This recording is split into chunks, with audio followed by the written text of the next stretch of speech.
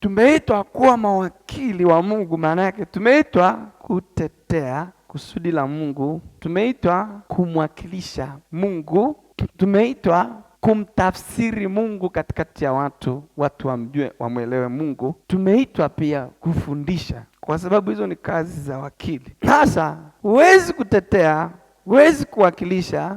Siku moja nilitumwa kumwakilisha mkuu wa jimbo mahali, ikabidi nimtafute nimuulize niongee nini?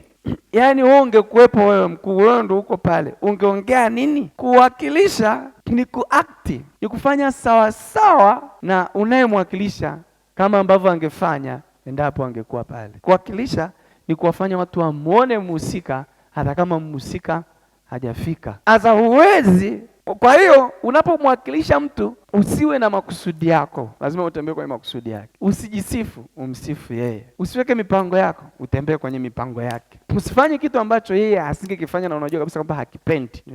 Kwa hiyo unapoitwa kuwa mawakili, maana yake kila mahali unaposimama unahitaji kumwakilisha Mungu vizuri. Haleluya, Bwana apewe sifa.